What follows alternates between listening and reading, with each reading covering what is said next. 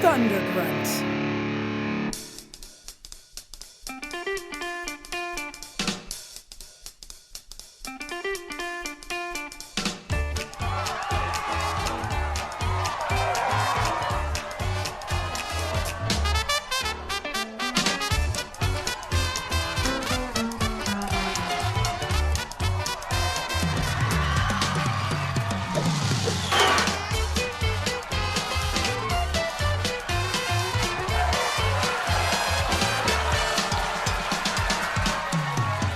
Hey guys. Hey, Bob.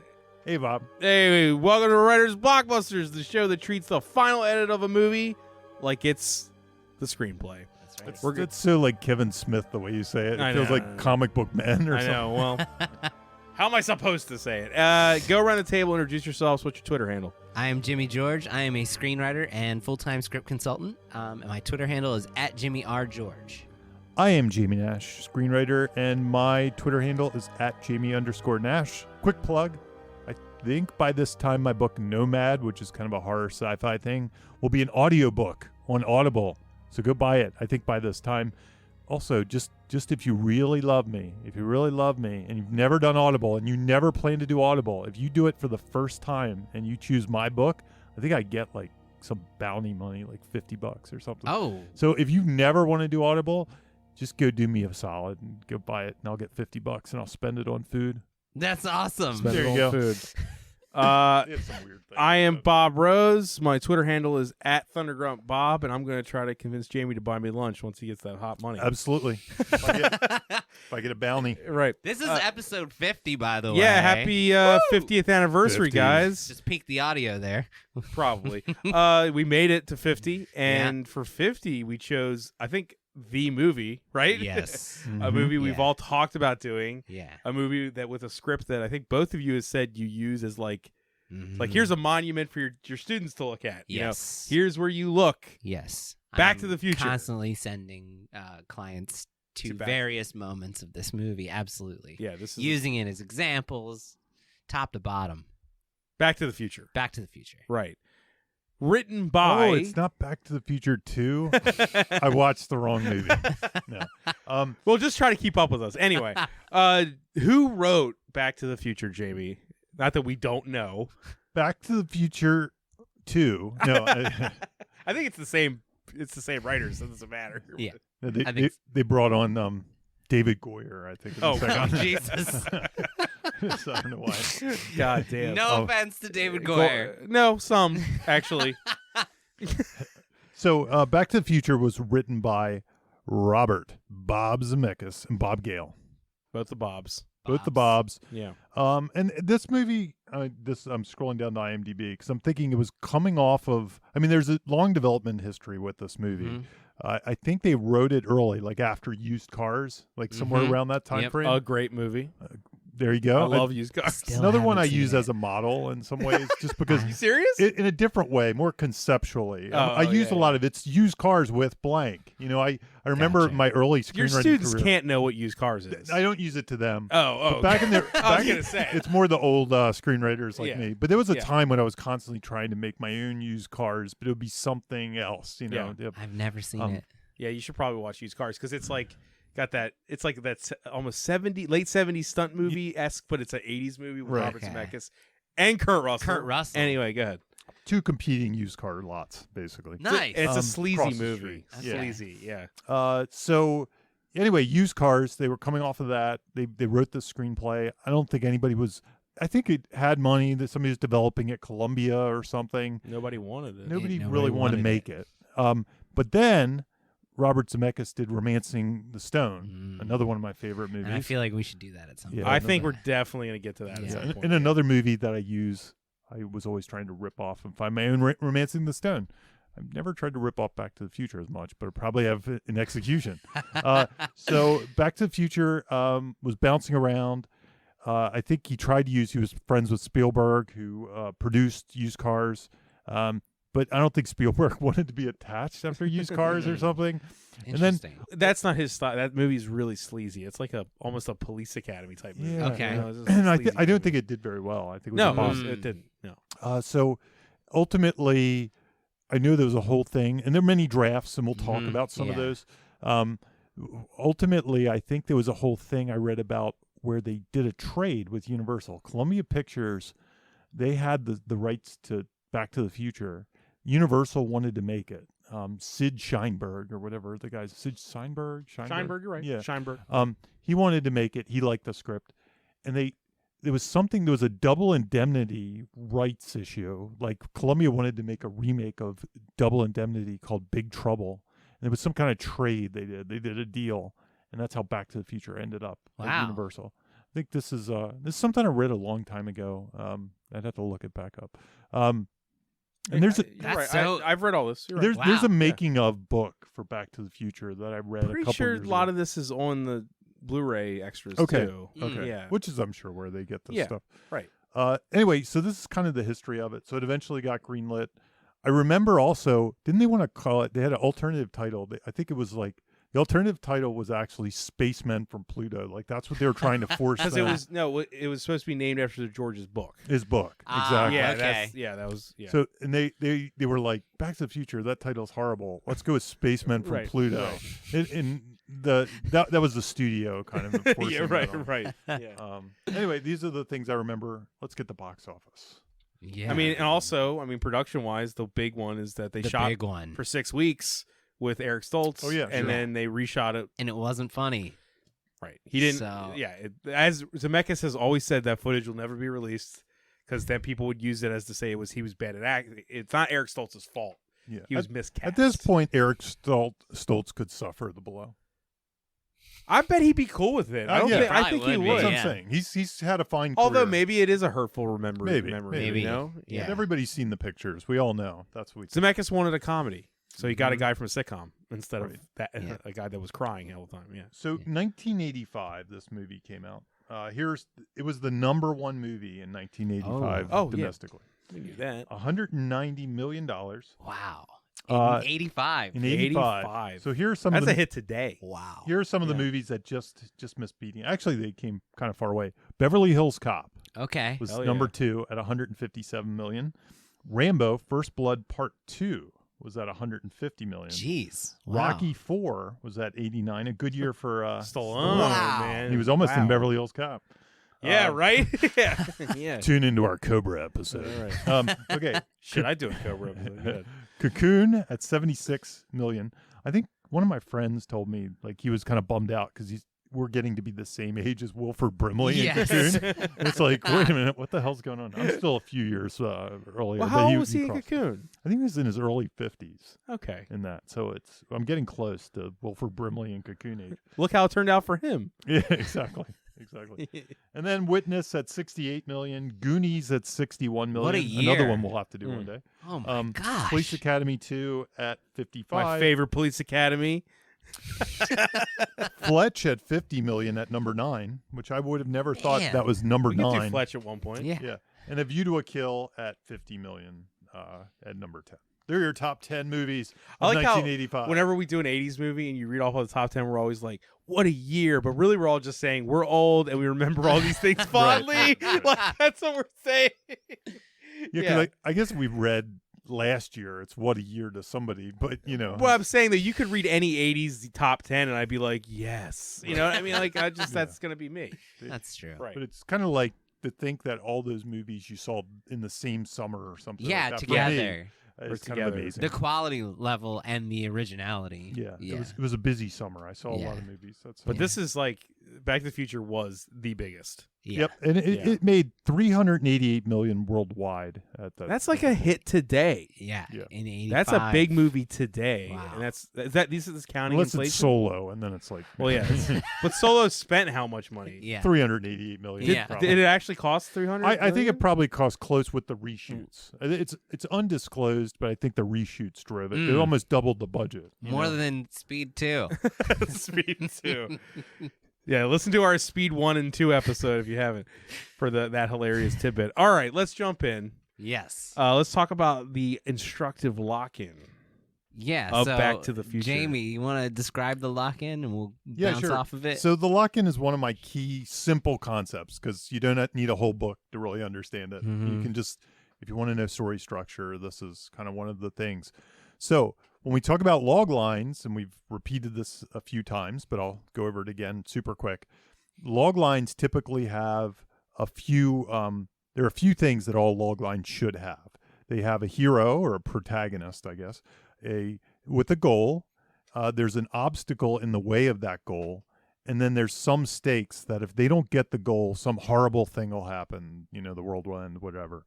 So the lock-in tends to be a spot. It's kind of the point of no return in your story where all those things kind of cinch into place. Yep. So it's kind of like Marty McFly. He has to get back to the future or he will be stuck in time. So we're saving the stakes of his family being erased for later. Yeah. Because that's the raising of the stakes, but just the initial stakes of the movie. Marty McFly has to get back to the future or, he'll be stuck in the past. The obstacle is, time travel. All the various things like that. things. All the various things. And when that gets locked into place, what happen, would you say? That is 31 minutes. So 31 minutes. And we've talked about on the show. What's the also perfect is lock-in time, on Jimmy? in all the books. In all the books. That have their positives and negatives. Right. There's this stigma that the end of Act 1, the lock-in, has to happen 25% through your story, and lots of writers are really paranoid about making it happen. Can't be page 24. Exactly. Has to be page 25. They literally will be like, if it happens on page 26 of my 100-page screenplay, I'm fucked. People really get upset about this. They take and the get creativity concerned. out of stuff, huh? Right. Yeah. And so what we have, when we've been examining these various lock-ins in this movie, we're finding time and time again that is not true. That there's one, we're listing one great movie after another where the lock-in is later than 25%. We're doing Rocky eventually. Yes, which is a 50-minute lock-in. Yeah. This one is when he goes back to 1955, it's 31 minutes, which is 28% of the overall story. So there you go. See, it's a little later, but who cares? It earns all that before world setup. You have to set up so many things, and everything's a setup in the first act of this movie. So yeah, and when I'm analyzing stories, usually that's like the first thing. I figure out where the lock-in is, and then I retroactively figure out some stuff based on that, like where the act breaks are and what things are. If it's slow burn, like some horror movies and stuff might not have a true lock-in to page 50.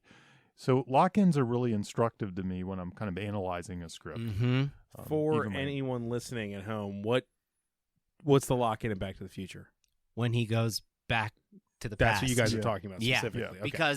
Because then I knew that. I'm just then saying. the overall. say it. I always look for what clarifies and clearly defines the overall central story question. Kind of a point of no return, right? Oftentimes first- it's yeah. described that way. Yeah. Oftentimes it's a new world. They're in a new the world. upside down world. Yeah. Yes. Not always, but most of the time. Yeah, not And always. What's funny about the goals in these two is a lot of times they are the title.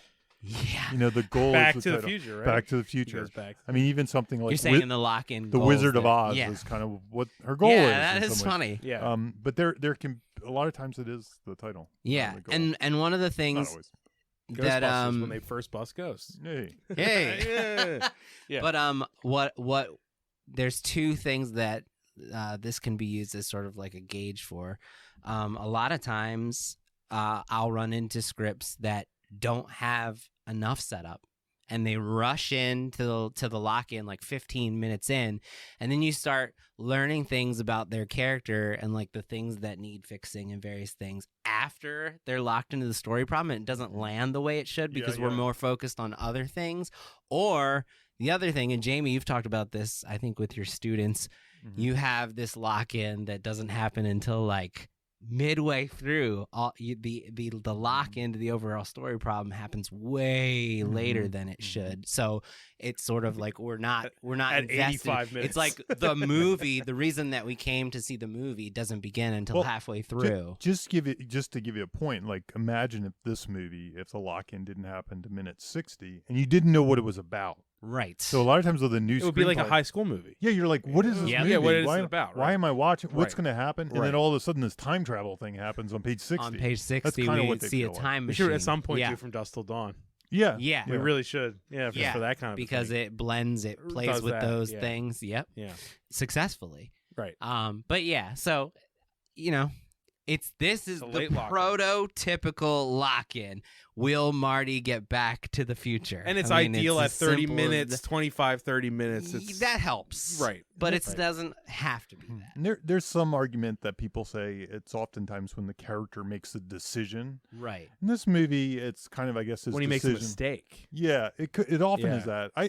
I don't know that's always when a character makes a decision. So I'm Sometimes they're saying forced in it. this, it's In a this one. mistake. Yeah. Right. Yeah. Yeah. In this one, he's just trying to get away. Yeah. So he has to. Yeah, and yeah. he doesn't realize for sure that there's another 10 minutes before he realizes the problem he has to solve. But to Yeah. me, I think our superior position works so that we know We know the story problem he has to fix is We're like, will Well, he get we know back what to it's the not movie just future? is. superior. I mean, Doc shows that it works. Right. We already know it And works. that's a pivotal moment Right. in that. The Einstein scene is yeah, yeah. the Einstein moment is crucial Right. to give us context, because otherwise we'd be like, well, is it working? Is it going to work? Yeah. Yeah. You mentioned the 10 things that need fixing. Should we go into that now? Yeah, Yeah, if the you want six to. things Sure. that fix. Yeah. I mean, we'll jump 6 things. We'll jump yeah. around. Explain yeah. also what that means. Okay. So yeah. Because they're gonna think we're trying to fix back to the okay, future. this is taken directly from Blake Yeah, Snyder's this, Save the Cat. this is a save the cat notion. Which book? It's the first book. the first book. Not the best one. The third it's- one. Yeah, that's right. but this is a It's movie in all that of them. follows Save the Cat to a T. I mean, Right, it's right. worth talking about. Well, Okay. I'll get to one point that I always worry about. oh, nice! I can't Okay. wait. Yeah. But so there's basically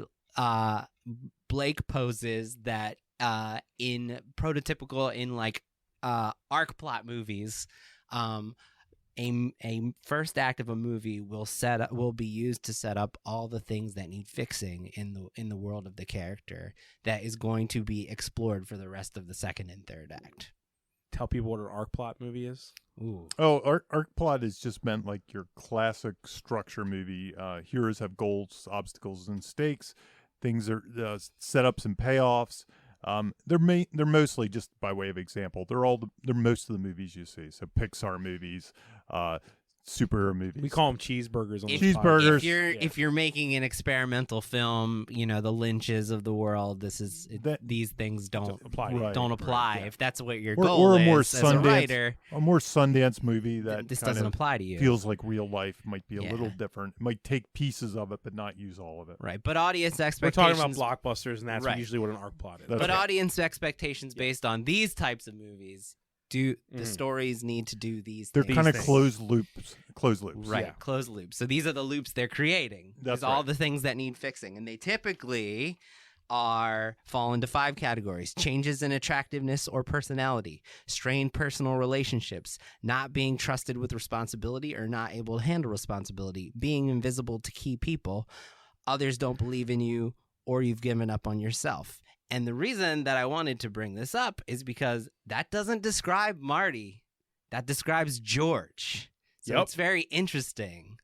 And the things that need fixing are technically George's problems, basically. Marty's world around him has many things that need Well, fixing. that but brings it's us all, to the next yeah. point, right?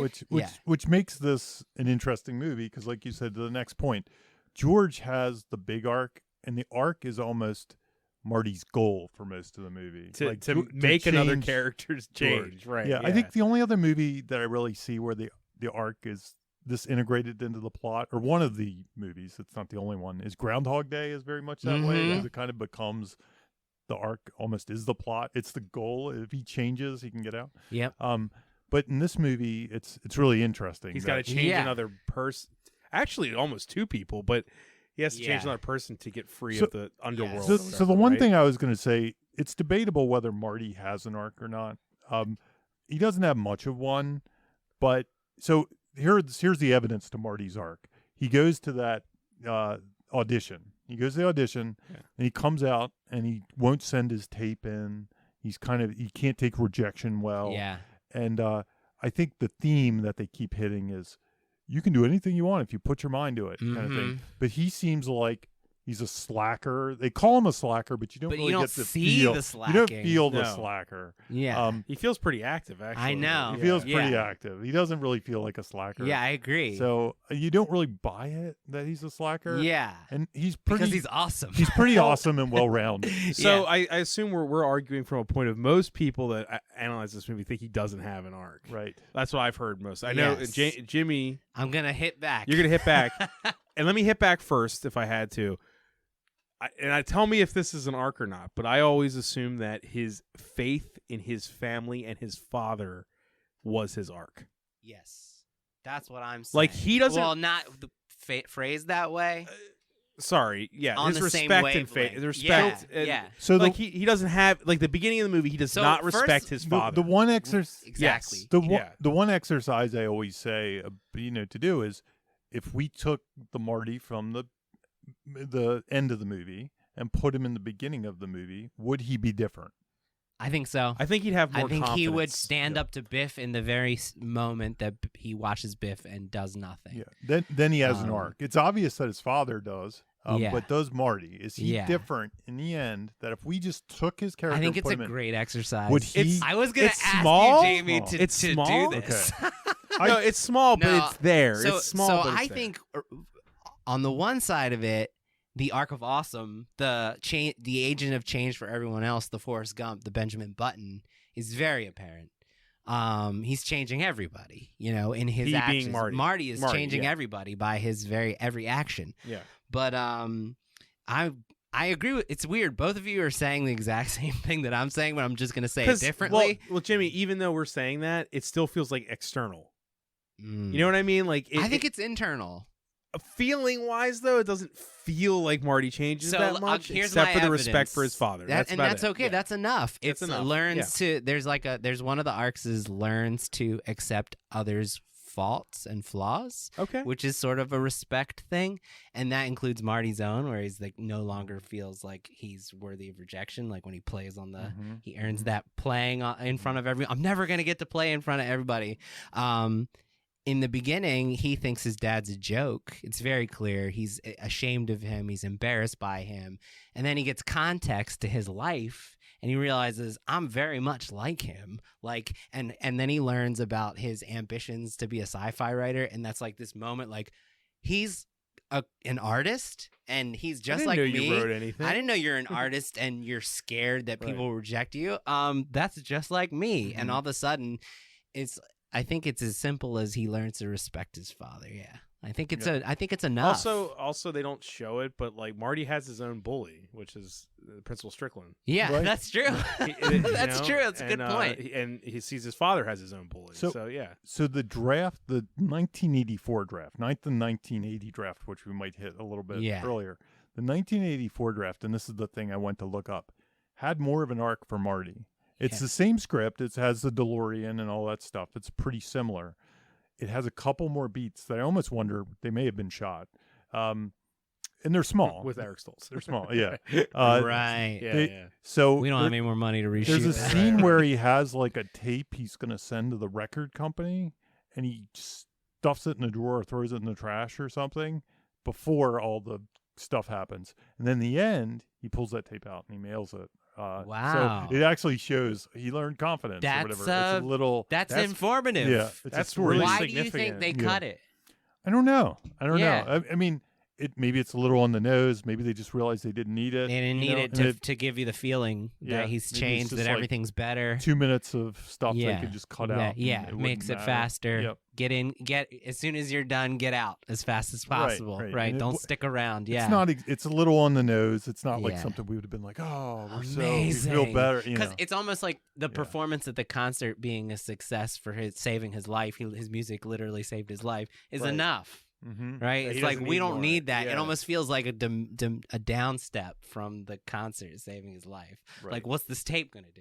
Yeah, exactly. So Exactly. wow, that's good. I didn't know that. I didn't know that either. I know a lot about Back to the Future. I didn't know Yeah, that. Well, some of the it's in the stuff I'm going to script, bring up so- about the old scripts is going to be like, what? No, I mean, I know most of that stuff. but yeah. Bab's like, shit. I don't know all the words to describe everything, so you guys win anyway. So I think we're all on the same page. To some degree, I think it's still light. I think that It's light. I think it's light. I think that Marty, George is the one. Like I told you guys, I think the most famous person I've ever heard talk about this, not involved, was Dan Harmon. Where he was just like, it's amazing. That's a good person to hear talk about this movie. It's a good person here, and he was like, it's amazing that to write a perfect movie with a main character who has no arc. So he was just straight up, Marty has no arc. He was saying, straight up.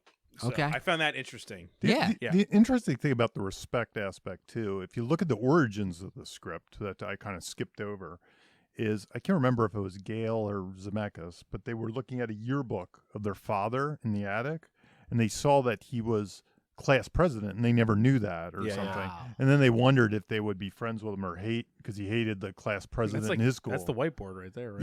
Yeah. So they saw that, and that was the inspiration. The inspiration was more like, would I have been friends with my parents if I was their age back in the day? Wow. So that It's gets weird to that, the arc of So respect. it's sort of like whether they were trying to or not, it's there. That was the genesis. Because that the was seed the was seed there. of the idea Yeah. to do this movie. Side note, it's also That's pretty awesome, funny. Jamie. I didn't know that. It's Yeah. funny that that's the origins of this movie, but I feel like in pop culture, it's always the sci-fi aspect of these movies that are, Of course. you know what I mean? But really, But it's the beating heart, that's why it's... what is Back to the Future stood the about? test of It's about time. meeting your parents in high school and seeing what they're and like. seeing that, That's what the movie's about. giving you emotional context to why they are the way they they are. Right. The one thing, I mean, this kind of goes away from the screenwriting side, but I remember when I saw this movie, it was weird. It was a weird movie because I was used to the sci-fi, the big boom, effects. Right. This had a little touch of that. Yeah. But then once it was in place, it was a movie about a guy in the 1950s. So my parents Fish liked out it. of water. And Fish Man out at of a water. time. Yeah. And it was more relationship. And I did get the fact that, his mom's saying Calvin Klein, and yeah. checking his underwear out and stuff. Like I got that as a, little kid or whatever when I was watching it. My parents liked it. My sisters liked it. Everybody got it. It was this true 4-quadrant experience. Also, it was like Zemeckis said, it was the perfect time to make the movie because if you go that far back for that kid's parents, you're at the one time period in American history where kids started to have their own culture. Right.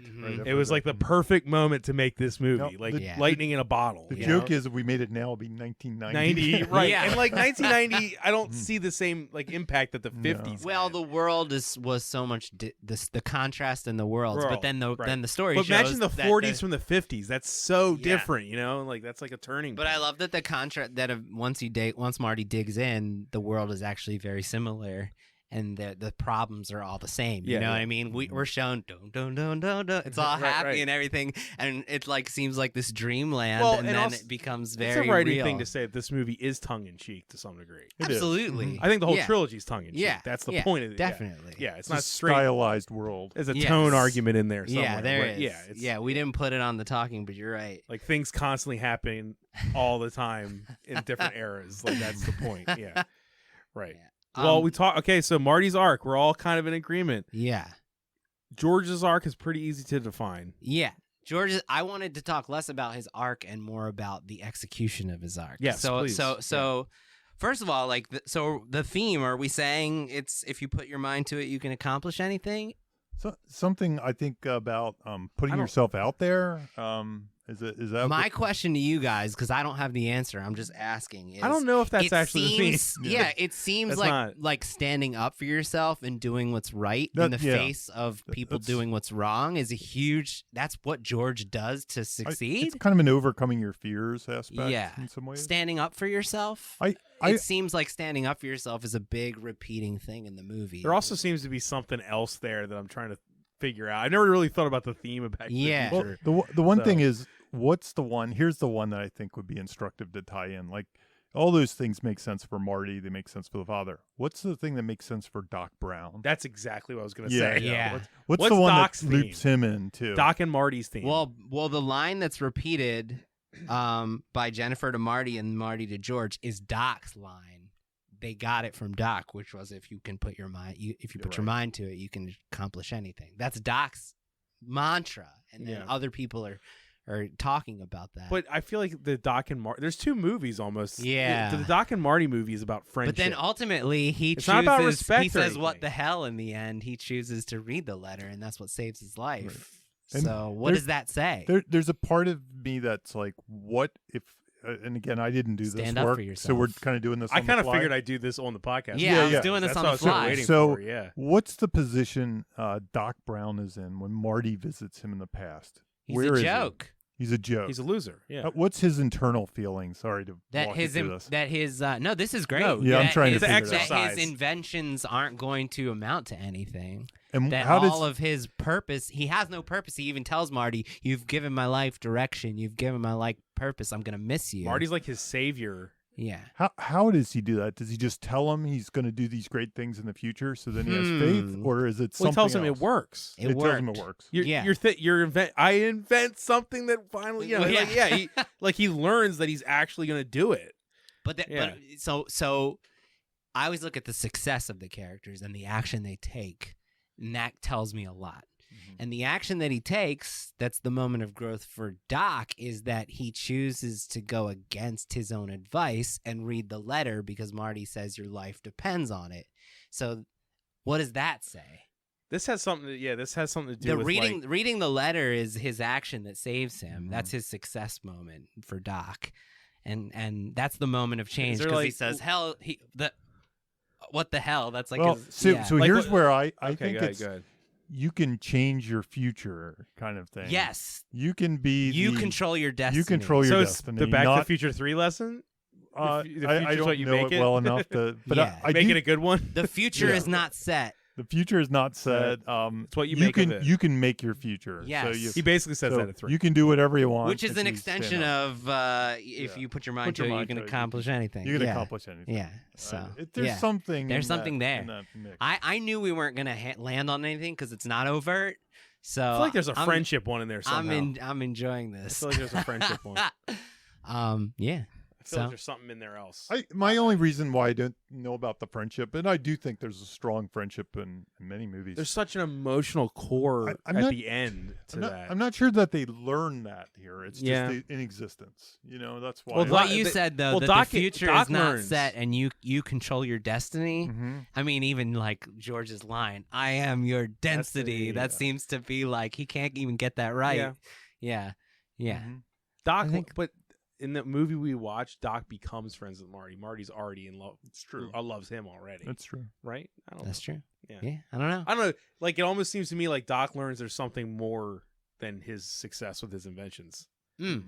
Okay. You get what I'm saying? Like, Yeah. that's why he says, well, fuck it. There's something more important than science and like numbers and like, you're not supposed to do this, but I'm going to because I want to live and I My want to see future, my life. I want to see Marty again. Yeah. I love Yeah. Marty. He's my buddy. Yeah. Like, there's something there. I don't know how to put it in the words. Standing of a up theme. for yourself. Sure, that's Yeah. kind of, but yeah, in the face of oblivion, I guess. Destiny. Yeah, right. Yeah. Okay. I mean, I would argue their destiny is the main antagonist of this movie, trying to knock them all down. Trying to knock. Yeah. Yeah. It's like a Final Destination movie. Yeah, dude. Absolutely. Yes, it is. Yeah. Right. That's- Okay. that's So, my- how does yeah. that play into George's arc? Okay, so basically, what I wanted to talk about with George's arc is this: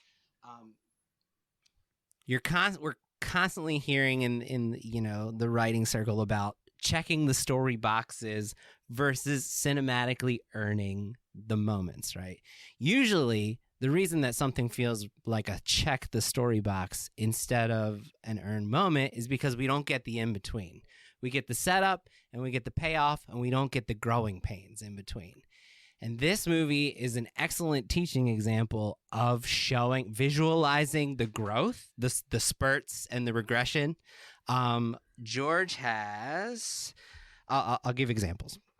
Okay, the first one is George is in action at the cafeteria when Biff is harassing Lorraine, which is like sort of a setup for the eventual payoff in the end. Absolutely. Yeah. Right. Yeah. Then Marty confronts him at his house, and it is adamant, almost like shaking him, like, do it. And he says, "I'm not ready." So that's a second beat of growing pains. Third one is when he actually tries and he says, "I am your density." Then Marty and George are actually practicing, "Get your damn hands off of her." And he says, "You make it look so easy." And he tells him how scared he is. So we're seeing another growing pains. George stares at the clock, and it almost feels like George isn't going to do it. Like when he's drinking like by the punch bowl and he's freaking out. It's like you almost feel like he's not going to do it because he's so scared. And then even when George confronts Biff and tells her to leave her alone, Biff overpowers him. So we get another moment of failure, another moment of trying and failing. And it isn't until he finally knocks him out. That's how many beats. And then we get more. We get a regression after that big climactic moment with Biff. Some guy comes in and takes Lorraine away, and he's like, okay. And so I just wanted to say that those are 8 moments of growing pains, and usually what you'll get is maybe one. Imagine if you only had one of those moments. It wouldn't feel like between him punching Biff and the beginning of the movie. Between the beginning and him punching Biff, if you only got one of those moments, it wouldn't have the emotional resonance that it does. And it's just a great example of visualizing the change from beginning to ending of a character is basically what I was trying to say. Also, this movie has that rare opportunity because of time travel to show that not only is he like this at the beginning of the movie, but this guy never... We already know going in a superior position, right? Right. He never got better. Like, no. He's this guy his life. So it's more dire. It's dire, right? Yeah, we know like this is not just now. This is always. Yeah. George's arc is like one of my favorite arcs of any movie. It's like the one I point to. So it's odd that he's not the main character. Right. Yeah. Just because we don't follow him doesn't mean he's not the main character. No, right? I get what you're saying. Yeah. Oh, it's one of those Red versus Andy Dufresne things? Yeah. Oh, right. Yeah. Right. Okay, midpoints. Yeah, midpoints. So this is one of the like classic midpoints in some ways. So where I hit the midpoint for this movie is when Marty goes to Doc and he finally convinces him, of everything, and he's like, "We don't have any plutonium here," and then he, flips the back of the page, and it's a lightning bolt. So it's a victory of sorts. Right. False victory. Almost right next to that is when they find out that he's interacted with his family, and that's making his family. It's the same scene. It's the same scene. Yeah. So it's kind of the good news, bad news. Mm-hmm. I know the Blake Snyder books will say a false victory. This doesn't feel like a false victory because the victory's still there. It's just there's good news, but there's bad news. It works the same way. Stakes raised. It's supposed to it's the domino effect in this scene. It resets the goal. Yep. So like before the goal was bigger, and now it's like, no, first you got to do this other thing that your existence depends on it. Right. Your very existence. So midpoint's a good place if you need to reset a goal. It's a good place to do it, and it's also a good place to start a ticking clock. Yeah, and that's where we first see the photo. That's where we first see the photo disappearing. The in that scene. Mm-hmm. Yeah. It's like one of the, I can't think of another one, a time travel movie to start a ticking clock that is so viable. It's really hard for time travel movies to do that, and this one found a way so early in our time travel movie life. You know what I mean? Yeah. Like, because that lightning bolt, because they only will ever know one lightning bolt when it's coming. That's it. 10:04 p.m. Right. Yeah. It gives a specific and it's such a hard thing to accomplish. I know it doesn't feel contrived at all. It doesn't, and it's so well done, and it's just so rare. Yeah, and there's never a why can't they do this in this movie? It's another one of these great things. Like they do it's the thing I say about sitcom exposition. Make it a joke. Mm-hmm. So he's about to kiss his girlfriend, and then somebody shakes the thing in their face and stops the kiss, and it's like clock's out. It's kind of a throwaway thing, but it's actually setting up this huge important thing that's going to come into play. It doesn't feel like we're being shoveled exposition. Exactly. Not at all. Yeah, that's a good point. The joke. Yeah. That's good. Mm-hmm. Okay. That's midpoints. Is that? That's midpoints. Oh, I thought you still had more. That's good. That's all you got. Yeah. Okay. Urgency, visualizing the countdowns. That's kind of what we were just talking talking about. I mean, I wanted to talk about, how this movie a movie about getting lightning to strike a giant clock, it doesn't rely on just clocks for its ticking clock mechanisms. It's a great example. Chock full of clocks, though. Yeah. No, and I didn't. It is. I mean, there's like 30 something. It opens in the on first clocks. Scene. Yeah. Right. Specifically, I just wanted to talk about the 3 visualizations. So, like, when you have a ticking clock, I just got done a set of notes. Which that is I a can speak term. to We're this. talking the term ticking clock. Okay. right? Yeah, this movie you have to Okay, differentiate. basically, here's There's how. a lot of ticking clocks in the opening. Yeah. Here's how. Versus is it a save the cat ticking clock? Is that what it is? Yeah, it's No, just- Save the Cat is not Yeah, I don't know what they not talk where about. ticking clock They mechanism mention 'em, came but- from. Dude, It's- you guys got all these I books. know we got the terms. It's Yeah. just a general writing term. It's Okay. basically you have Bomb a, under the table? You have a deadline to achieve the goal. Here's what it is: a character, and these can be used from scene to scene. It doesn't have to be one long one. It can be one for like half a scene even. You have a goal, and then you have a deadline, and then you have to count down to how long a character has to achieve that goal. It's as simple as that. And if you do not visualize the countdown, we feel no urgency. That's what it is. And I read script after script after script. I'll just give an example of a script I was working on yesterday. Has a fantastic deadline, right? And the stakes are clear. It's basically like the fate of a country is at risk, and there's something happens with a deadline that's been defined months from the beginning of the movie. And we hear about that deadline on page 9, and we aren't reminded how much time has passed for 70 plus pages. So we feel nothing. We don't have any idea how much time is left for the character to achieve their goal. Right. In this one, we're getting like various visualizations of the countdown, like maybe like one every couple minutes. You know, I didn't track it, but like, and 3 of the examples of it doesn't have to be a clock is the disappearing photo, right? We're constantly shown the photo again and again, and people joke like, "Who carries a photo around with them?" Their family? But family, people yeah, have it yeah. on their phones now. What's the big I'll never deal? forget in the video game that it was a photo that was disappearing as you had to go through Yeah. the level. Like, Jesus, that video game is so hard. It's horrible. It's awful. But I just remember them using that device in a video game. This is the ticking clock. That's good. Yeah. So the disappearing photo is one way. Like we're constantly revisiting that photo, and we know that when all the people on the photo disappear, the time is up, right? Yeah. And the second one is Marty's hand while he's playing. That's Marty's hand is a ticking clock This mechanism. now. It's a Happen way to now. visualize the countdown. Oh shit, he's missing his hand. Right. Yeah. And then you can do it up too. So 88 miles per hour is a ticking clock mechanism. He's got to. It's a deadline of itself, and it's going up, and it's visual. Nothing needs to be said. So this is just a great example of how you don't need a clock to remind people that time is counting down to the deadline. Even though this movie has a clock counting down. It to the does. deadline. A giant clock. It actually has Maybe a clock counting down to when Marty needs to start the car, and a giant clock counting down to the. Yeah. It's there. In a movie so- filled with clocks, the ticking clock mechanisms are not clocks. Right. Yes. But they are some clocks. There are some. That's really the beauty of the lightning bolt too, is that you only get one shot at it. Yep. So there's Tension, one split second that they yeah. have to do it. Yeah. And he has something else he has to do that's life or death at the prom or whatever Yeah. the date. So anyway. But what's great is they tell us we have when we find out at the midpoint there, they say we have 1 week to do this. Mhm. And then the story allows us to track as the days go by, as Yeah. we get closer. And that's what's important. We need to be reminded. It's Monday now. It's Tuesday now. It's Wednesday. These things matter. And that's how you feel like, oh shit, the pressure is mounting. And most of the scripts I read, this is like one of the most common things where we'll get a deadline and we won't be reminded of how much time has passed for like the whole script, or we'll get to the end and we'll learn that there was a deadline the whole time and everybody was acting about like urgent about it, but we never heard what that deadline was, so it was irrelevant. We're like, what's everybody rushing around for?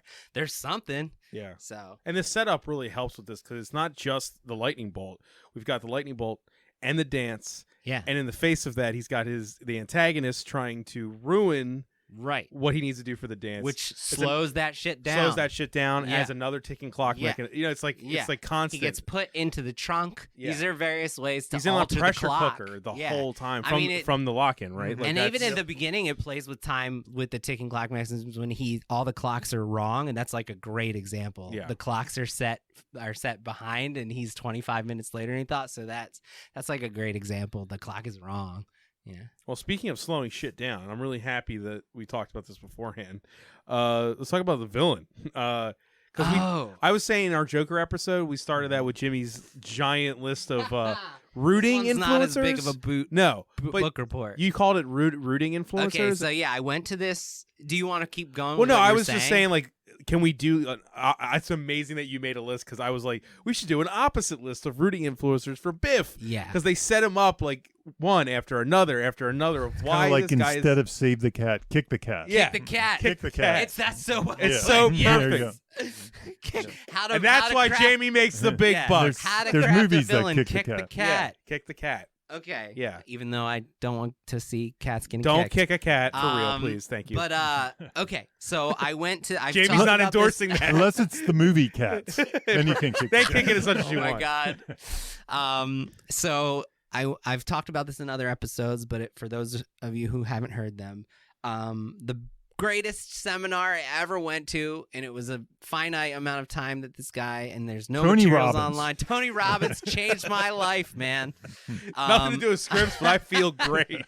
He had a seminar called Beyond Structure, and in it, he's super protective of his material. So David S. Freeman, I'm quoting you here. You're He's awesome. gonna hunt you down. I'm like so paranoid when I do this. All the money we're making from this podcast. Yeah, all the We'll money get we're so making. mad. It's his ideas. He says that he has this list of rooting influencers, and these are things that we watch that you front load. You can keep them going for the whole movie, but you front load them. That's the main goal. Is you as soon as we meet these characters, you pile these on so that we feel like empathy towards characters and like we invest in them. And you can do the same thing with villains, except you can downtick them. Sometimes you can keep the uptick, like we talked about in Die Hard. He's got style. He's smart. These are the same things that make you root for heroes, but you give them to villains. I mean, Marty has a few of these, right? Marty has a shit ton Yeah, of he these. has a bunch of I can these, make right. I'm sure there's 30 or 40 a lot of them are them. sympathy based, but yeah, I'm sure you can Right. pick 30 or 40 for Marty over the right. course of the story Yeah. because they keep going. Yeah. But with Biff, it's all downticks. So like what I'm gonna do is describe the rooting influencer that's the positive, and we'll talk about how it's the negative. Okay. The character is an every man or every woman or an underdog. Biff like thinks he's better than everyone, right? He's also like, bigger than most he's people. bigger, right? Physically imposing. physically Yeah. imposing, bigger. That's a Yeah. good one. A character is authentic and warm. I mean, Yeah, done. Right, dude. He right. couldn't be more heartless. Yeah. A character takes responsibility for their mistakes. I mean, the very first time we meet him, he scratched George's car and then says, "You blames it on George." A character does a good deed for someone else. I mean, we see him doing morally wrong things over and over again. To kids. I'm the kids is on Oh, here. it's on there? Oh, okay. Maternal or paternal towards kids. He's shitty to like all the kids that he encounters. That's a kick the cat thing, Jamie, right? Another character says something sympathetic about them. Everybody who's talking about Biff is talking about him like they hate him or they're scared of him. Right. The character is funny, witty, or clever. He's funny because he's not clever and Right. thinks he is. Right. It's it's actually like straight up specific. Yes. Like he can't even get like idioms right. Right. Right. Yeah. It's like it's just perfectly anti That's that. awesome. Yeah. A character solves their own problems. We're constantly seeing him getting people to do things for him instead of him doing them himself. He's got So, lackeys. Yeah. So those are the ones. That's 10. And what that does is it makes you root for this character to get a comeuppance. Right. Whereas in the other ones, we root for them to get their just rewards. Right. And this character, we want to see him fall on his face. So it's that's really what it does. It's a lot like wrestling, I think. Like Yeah. when you set up a heel character, you want to see them go down. Right. You don't want to see them win. You want to see the good guy, the scrappy good guy win. the you know? underdog. Yeah. Yep. Yeah. So we've I think this is like the 5th episode we've used them, and they just like fall right in line. They're always instructive, and they show, especially the Joker one. There was like 20 plus in the first 20 pages. So I mean, there's also a lot of more specific ones too. yeah. I mean, yeah. how he treats women, Yeah, like really obvious stuff. You mean Biff? Biff? Yeah. Yeah. Biff? Yeah. No, not Marty. Biff. Yeah. Right. Yeah, it's a good one. It's a Yeah. really good one. I'm Man, glad you brought that up. Well, it just like feels like Biff is like in a movie like this to have a villain that's so defined to be yeah. just a piece of shit down the line on every check mark. It's just like perfect. All right, let's hyper skip.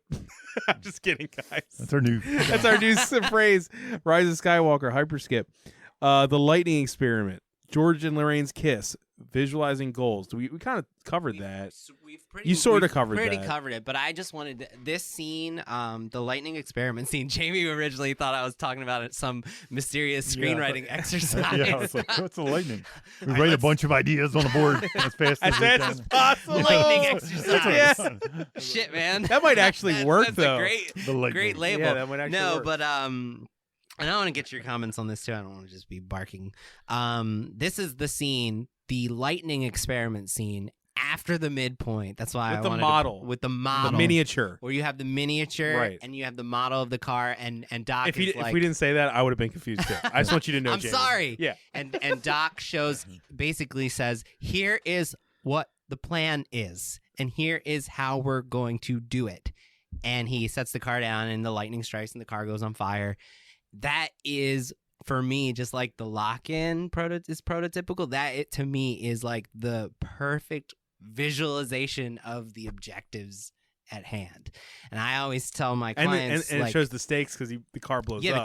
the Car car catches I on mean, fire. yeah. Right. Yeah. Because a lot of people complain, like, well, I knew what the ending was going to be. And I my argument always is, Who's complaining about Back to the no, Future? I'm saying, like, Okay. in situations like Yeah. this, like, there's a place for telegraphing. Yeah.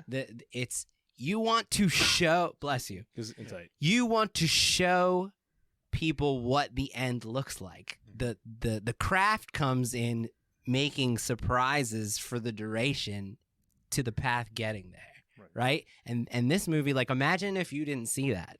If that model scene isn't there, you're like confused about that last scene. Well, it's kind of a 5-point finale thing. Yeah. There's the one thing where they suit up in the beginning, the gathering of the team, and I think of, like, when you were talking about it, Star Wars, the first Star Wars, A New Hope. Mm-hmm. When they're saying the Death Star is here, It's and here's exactly the model, that. and this and that. Yeah. And yes, spoiler alert, the Death Star blows up in the end. Right. Okay. Yeah. And that doesn't make it a lesser movie because Right. it was predicted in the visualization of the goal. Yeah, it's how we get there. In fact, it gives tension because we see all the things they have to do to get Exactly. there. And then when they start going wrong, we know that they're going wrong. Otherwise, we wouldn't know they're going wrong. We don't know Exactly. how How do you know it's going wrong if you aren't shown what victory But there looks are like? movies that don't follow this. and they work. Yeah. for I sure. think Ghostbusters doesn't really follow that rule. No. Yeah, They not just at climb all. to the top. They, and Yeah, figure they don't it know. out. They don't know No. what's going on. We don't know what's going on. But we just go with I it. think there's value if you're telling an arc plot story. Yeah. And it doesn't matter what genre it is. It can be like a I'm family not trying to discount drama. it. I'm not It can be a discounting it. comedy. No, you're right. I mean, it's not. in every It's movie. not. Yeah. This isn't the rule or Yeah, anything. yeah, I'm yeah. just saying it's a very helpful and instructive thing, like, to ask yourself, what is my version of this scene? And is it in my script? Am I clarifying for the audience what victory looks like and how victory they're going to try to achieve it? Yeah. Like you said, Jamie, that's perfectly put. Like, how do we know it's going wrong if we aren't shown what it's supposed to look like to get it right?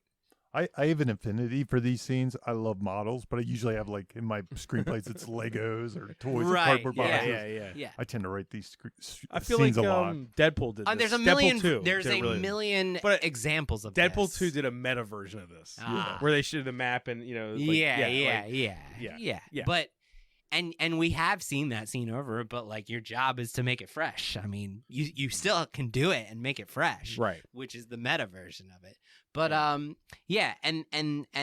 the kiss is another example of just, like, clean, easy storytelling. Like, that's another major goal for Marty. And, like, how do you visualize, like, the kiss? That's all we need to see. Nothing needs to be said. He doesn't even need to say, I need to get them to kiss. Yeah. Like, we know, like, it's romance. It's like, if we see them kiss, and this is, like, another example where, like, I'll have clients who are, like, explaining away the kiss. Like, I need to get this relationship to reach this thing and blah, blah, blah, blah. And instead, they just need to come up with something that is the peak of that shows us. Right. And nothing needs to be said to make it hokey. Would this count as visualizing goals? The picture?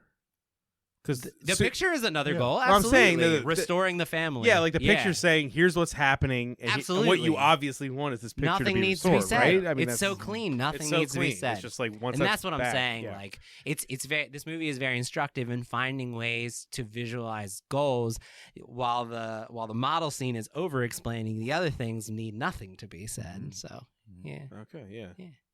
So it's so a nice tight package. Yeah. Oh man, it's clean. So clean.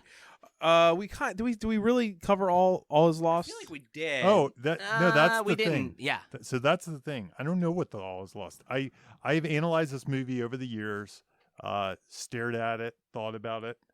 And I'm not exactly sure what the all is lost moment if you is. had to guess. So let me describe the all is lost. Yeah, go moment. for it. do that. Super Do quick. that first. I did yeah. it in the last Yeah. episode, which was 10 minutes ago. But, so all is lost. Don't give our secrets up.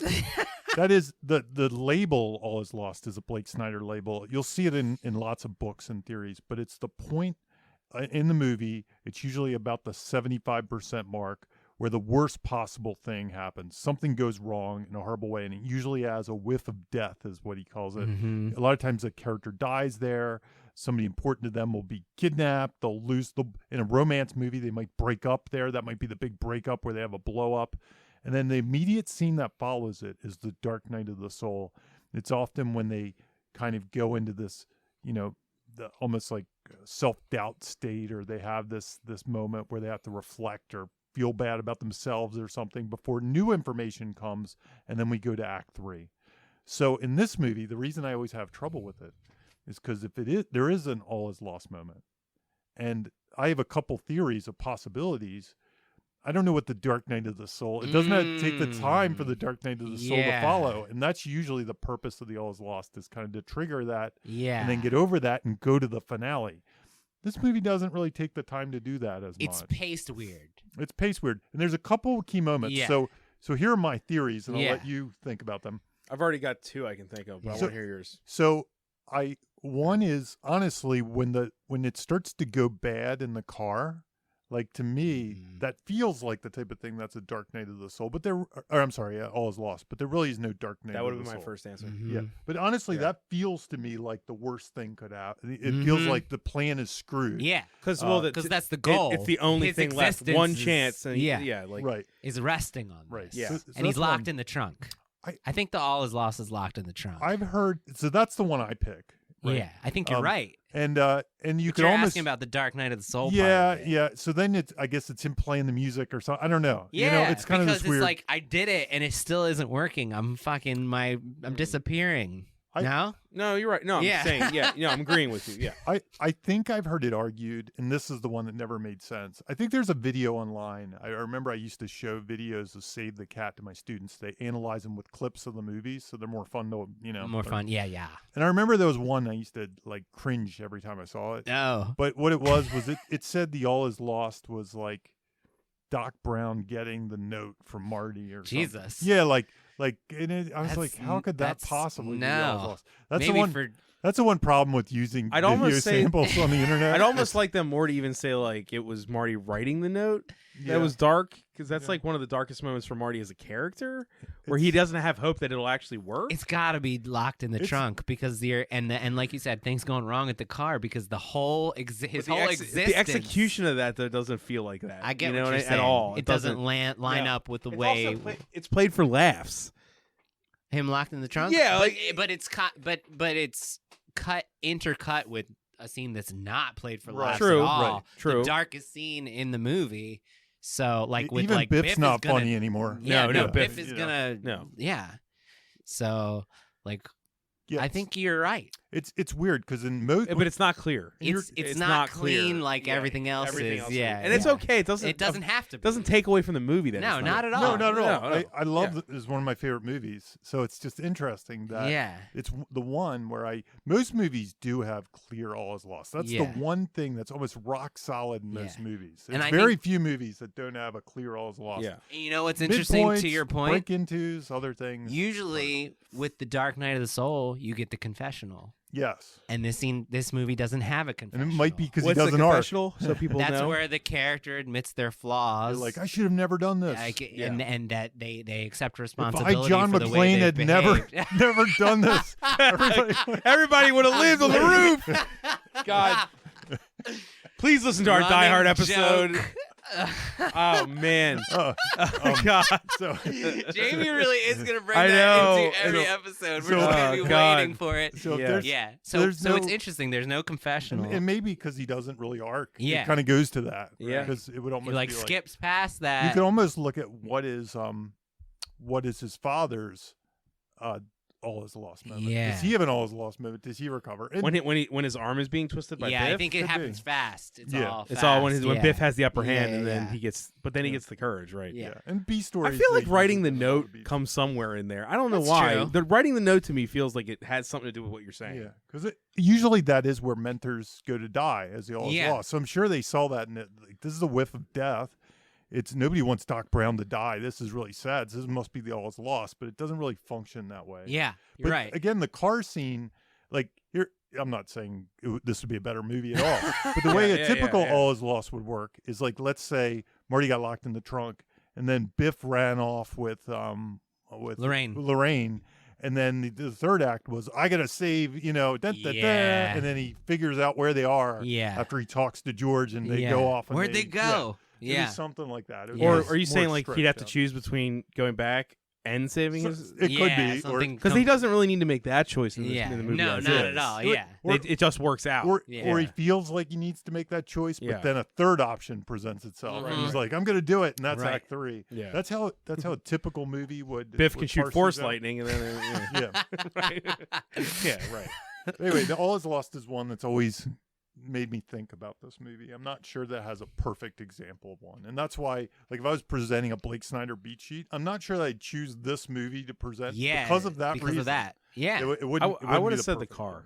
That's what I Yeah. would have said. Me too. Yeah. I'm The with trunk you. that makes sense though too. That's the one. It's that just the trunk feels like it. execution to me doesn't. Feels comedic before it hits the Yeah, darkness. yeah, it doesn't feel right, whereas- I got you. Whereas like Yeah. that moment, while it feels more mechanical, Yeah. no Yeah. pun intended, but it feels more mechanical, like execution wise. It just feels like okay, now what? Like there's nothing. You can't miss this. Like Yeah. it's one It's shot. so it's a Yeah, little right. different. And that's what's interesting about this movie being so good and doing things a little different. Yeah. Sure, works fine. Yeah, Works yeah. fine. The one thing I wrote on here, which we do not need to go through if you really guys don't want to. I just wrote this movie has an awesome whiteboard for both time travel Mhm. and for meeting your parents. Mhm. Like it just goes down the list. And you got to imagine that, like we've talked about in the past, that initial whiteboard probably led to the things that go in part 2 and 3. Yes. You know? And if for anyone listening, what is a whiteboard, guys? It's an idea board for a premise, It's- right? It's basically a list of ideas. Yeah. Yeah. That's what we Yeah. we call it. we whiteboard. call it call it a our whiteboard. whiteboard is our idea making process based on the premise. You don't have to have a whiteboard though. You can Yeah, use it could be your- It's basically like napkin. for this it would be like no okay. cards, yeah. an app on your phone. Yeah. For this it would be like I want to make a movie where I meet my parents in the 50s In the high 50s. school. Yeah. What do I want to see? What And you would write down happen? everything Yeah. that could possibly happen. You know, Yep. I get hit on by my mom. And you just keep Right. going. Yeah. Right. I meet my Yeah. uncles. I meet my family. Yeah. Right. Characters based on that question. Set pieces based on, that question. Right. I get to see how my neighborhood changed. Where the people Mhm. were where they were then, where they were now. Yep. Right. Yeah. All that stuff. But I think the biggest thing we got left is the original draft versus. Yeah. draft So that Jamie we know brought and it up love. first, and I'm glad I didn't It's even something have we, that and it's one something on my we don't list. normally do. Yeah, really. we like Jamie, like Bob. You said that we treat the final movie like the script. Script, right? But And and the draft I had was actually the '84 draft. So that was probably their shooting. Pretty draft. close. Yeah, it was Yeah. probably really close to the shooting. so there's a woman named H.R. DaCosta. She has a great site called Scribe Meets World. And she had actually snippets from the script, which was awesome. I didn't take the snippets, but like from the 1981 draft. Yeah. And I think it's very instructive to see where things started and where things ended and how like the power So of different. rewriting so different. And Oh my Bob, you God. probably know all this. I'm like, Um, you wrote it down though, so I'm gonna yeah, let you let's go see. for it. Yeah. And it's just goes to show you they wrote this script for 4 years minimum. maybe longer than I don't know the full gestation period, but at least 4 years. This draft is 1981 that I'm quoting. There's no way this could have the great ticking clocks in it. It's got I'm only doing like a half dozen. Okay. Her article, she has 2 articles, and it's like 20 something things that are different, and like the choices made and why they made them and what they say about storytelling. So the opening scene. Do you know this, Bob? Go ahead. The original opening scene. The original opening scene was Marty in his house making VHS bootlegs of movies, and so he's like kind of a thief in that time. Like people, it's become normalized now, but it wasn't normalized. He's a then. pirate. He's a pirate. He's a pirate. And then Doc is trying to harness the power of the sun and has like a page-long monologue about the future of solar power. So I mean, you think about the contrast and now like almost nothing is said, and like the visual. I mean, the opening scene is now Doc has a reveal himself. He's like a twist in the beginning act. It's like totally different. Well, just that opening page is like so interesting and weird and awesome. Like the clocks, the plutonium on the TV, the skateboard rolling in, all that shit is. It's kind of like if they made a movie. You know how they made Mac and Me because of E.T.? That draft is the Mac and Me of Back to the Future. You know what I mean? That's what it is. Yeah. Man. Weird comparison. The time machine introduction. I'm sure you know this one, Bob. It's inside Doc's house. Yep. And it's an old furnace and hot water heater cobbled together, which is like very visually uninteresting. Mm-hmm. And it shoots red beams of light at his monkey Sherman. Einstein's a monkey. Yeah. And named Sherman, right? And it doesn't move. No. It just sits still like in a closet, like in his lab. It's even hidden in a closet, and it's introduced with just a red beam of light. It's like more like a Star Trek teleporter type of a deal. Think about the difference in those things and how just even making it mobile changes like the everything. Yeah. The end of Act 1, the 1981 version, Doc is putting the instructions into the water heater, which is just crazy to say. to take Einstein or Sherman, the monkey, back again, because he does that same scene exists with the 1 minute. Look, Sherman went back. Yeah, and the FBI comes in, not the Libyans, and the FBI shoots that part. I remember. Yeah, and the FBI shoots Doc. It's all in his house though. It's inside, and then it's Marty. just so much darker. The FBI shooting him for some reason feels way darker. It's darker. It's not dynamic. It's like way less interesting. It's weird what a stroke of genius the DeLorean was. Changes it all. Well, because it makes it cool too. It makes it cool, fun. The driving to get there, all that stuff, Right. and it's not an obvious thing. Like it's not something you'd whiteboard necessarily. Right. You said, "I'm making a time travel movie." You wouldn't come up with DeLorean. But you can see how they got that draft. They were probably thinking of The Time Machine. Sure. The movie, The Time Machine. And Yes. It's a stationary thing that you right. sit in. What's our version of it? And let's not forget, the first commercials for this movie had the time machine in them. That's from a good the time point. machine. And Marty so was sitting in weird. it. Yeah. And the inspiration for this, is again, it was more about when I meet my parents, would I like them? So they're not worried about The DeLoreans interpersonal and- drama. They were trying to get the other stuff not right the first. not the Yeah. cinematic Yeah. tech It stuff. could have been a cardboard box. Right. It wouldn't, But the then we could- problem But you solving watch and those making scenes that- and you're like, that scene is so well directed of all the car movements and stuff and it's the like shots. how it did not Like start how did that? like yeah. that. Like how it did wasn't you not born do from that? Yeah, it's so It cool. feels like that's the idea. Yeah, right. Right. I almost Yeah. want to know how they came up with that. Like, what was it? Or, The I'm notes. sure Bob I Gale want to has hear said the it. notes. Who made the notes? Like, was it Bob Gale to Bob Zemeckis or Bob Zemeckis to Bob Gale? Was it like some? I want to know. Yeah, I'm fascinated by that choice. Like how that come about. Yeah, how they decided on the DeLorean.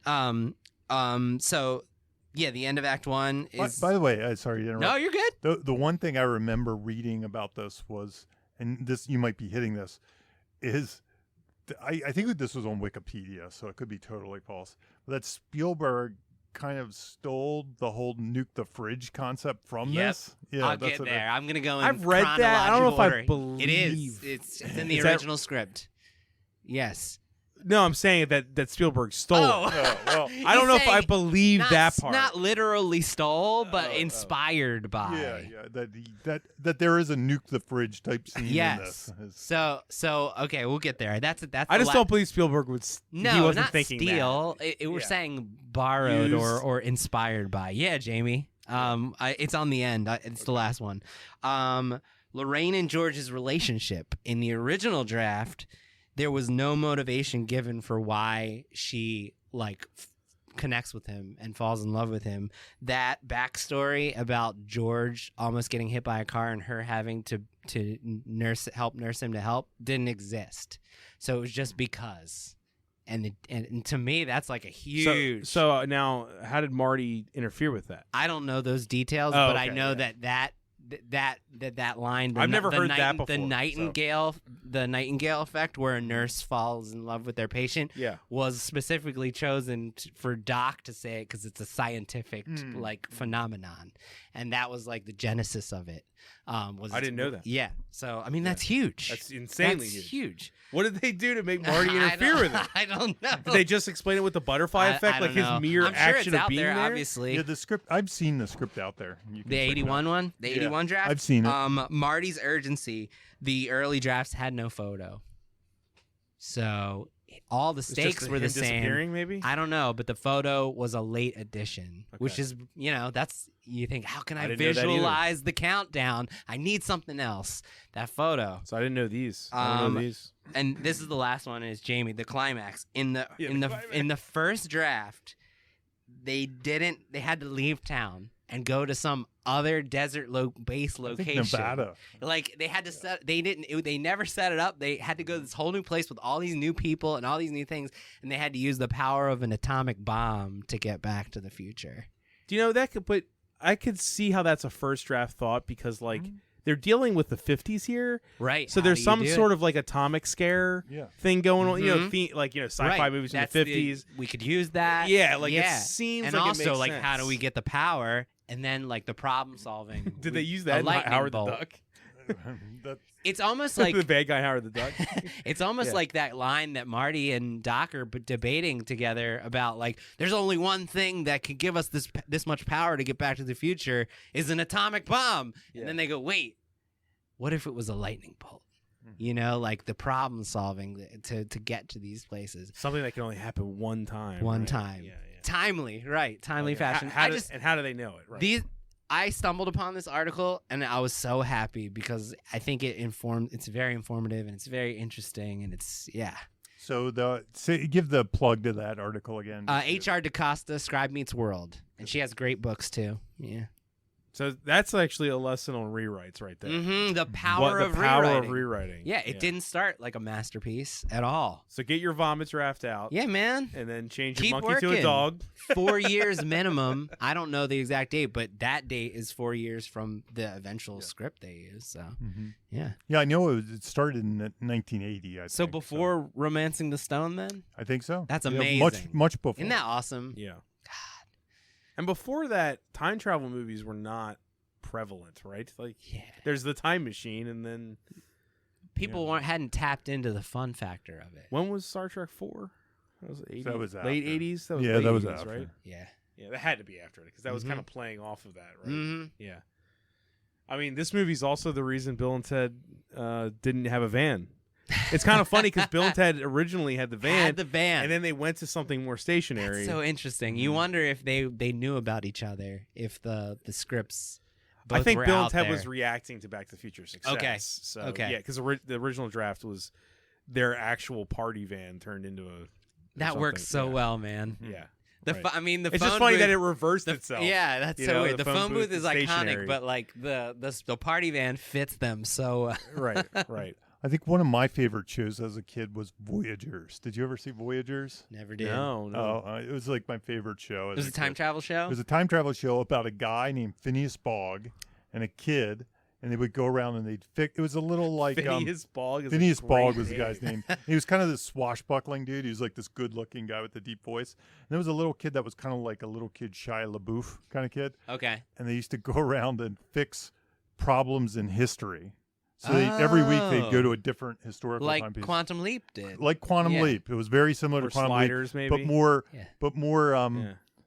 more I don't know, pulpy or Okay. something. You know, it was like let's fix Genghis Khan didn't. Well, I don't know if they How would do about that? but Abraham Lincoln didn't do this, so we gotta. Was that make sure. before this? It was before that. Ah. Yeah. No, one of the first time travel movies I can think of that I saw as a kid was Time Bandits. Mhm. That was mine. Yeah. Is that before Back to the Future? I think it's I'm pretty earlier. sure. I'm pretty sure. Yeah. I'll look it up, but I think I that was think it's early earlier. '80s, like The history of time 81. travel movies. Yeah, Yeah. jeez. Well, is there anything? Well, I mean, I think we've I hit think, on I think we hit everything we wanted to. Yeah. Because Back to the Future is such a perfect movie Yeah. to talk about. Yeah, Time Bandits, 1981. Mm, Oh, there you go. So what do we learn from Back to the Future, guys? I learned that maybe Marty does have an arc. Yeah, I thought I was gonna say that too. Yeah. Yeah. The All Is Lost is something I've confirmed with you. You know, I still don't believe it has a true All Is Lost, and that's Missing interesting, that. and it works just fine. Yeah. I don't. Miss I guess what I was trying to say earlier was Maybe like not missing, but the emotion that comes from the All Is Lost. I feel like it's supplanted by the writing of the letter. it. Mm-hmm. Yeah. Like while that might not count, I feel like that's the No, moment in the movie that would fill in that spot. I think- with the emotional gravity. I think Does that make sense? I think you hit a key point. The problems with some of these writing gurus and gurus in general Me? is what you just said, and it's hard to put into words. But sometimes you don't have to hit the beats. But you have to Absolutely. understand the emotions of why it goes there. And if Yeah. you can hit that, you're okay. without the beat making sense. Yeah. That's why like some movies don't really have inciting incidents or Right. something, or they come late, but they know why it needs to be You there. And still they figure enjoy out. it. They work around it. Yeah. You know? There's something else there Yeah. that's taking its place. And like then you can see how like masters kind of play with it. Like Mhm. Coen Brothers, All Tarantino, the time. they all kind of play with Yeah. that Coen stuff. Brothers all the time. Yeah. They play with that stuff. They don't have the page 25, right? Yeah. That's why. Yeah. It's, Yeah. it's a Well, good I did. I mean that the All Is Lost thing is something that I did not ever think about with Back to the Future. But Mhm. Marty's got an arc. All right, guys, we did it. Thank you for 50 listening. and 50. Thank you for listening up until now. Like yeah. if you have, you've been listening to us for 50 plus hours. Yeah. or even just 1 hour. Yeah, just one. thank you. It's really cool. Yeah, it's just been a fun thing. Yeah. So Bring a friend. Yeah. Invite a friend. yeah, Next- like we next never week. do that. We Bring a friend episode. I don't know what the- well, share the frickin' thing. You know, if Yeah, you can't do thanks. us a favor. I think Jamie finally did a real legit long plug, and it's a long time coming. Like Yeah. your plugs are usually like maybe like 5 seconds. That was a good plug. Okay, At 50 good, episodes, it's about, hey, I have been told that I don't tell people that like what my site is. Like Do it, I say I'm do a it. script consultant. Hey, This is episode I 50. am Do it. Script Butcher, www.scriptbutcher.com. I am Oh, you- usually booked about 90 days in advance, but I'm fortunate of that. But yeah, if you want notes on your script, hell, it's episode 50. Why not do the plug? And subscribe to Thunder Grunt on your favorite podcast app. This is one show. We've got 4 active shows. I'm on 2 of them. They're all my friends. I do this because I want my friends to have a place to do this stuff. Please subscribe. I'm grateful. I'm Yes. grateful, Bob. So- this started out of a Facebook conversation. Yeah. So I please support us, follow us on the Thunder Grunt, get your friends to do it. And if you have any questions, find us on Twitter or Right. email us at writersblockbusterspodcast@gmail.com. right. And buy Jamie's book. This Nomad. is Plug Central. I Nomad. love it. Well, Yeah, everybody, there- everybody turned it off 5 minutes ago. Yeah, so they did. Plug away. Say whatever you want. say whatever you want. Yeah. Nomad, those your book, and buy that. Nomad on Audible. Hell yeah. Follow my YouTube channel, youtube.com/thundergrunt. And if you see us on the street, give us a hug. Yeah. Don't do that, actually. At all. But thank you Yeah, so much thank for you. listening. Thank you. And thank you guys for Thank doing you, it too. Bob. Thank Jamie. you, Bob. Yeah. Thanks, Jimmy. You have just listened to Writers Blockbusters, a screenwriting podcast featuring 2 professionals and another guy. Available only on Thundergrunt.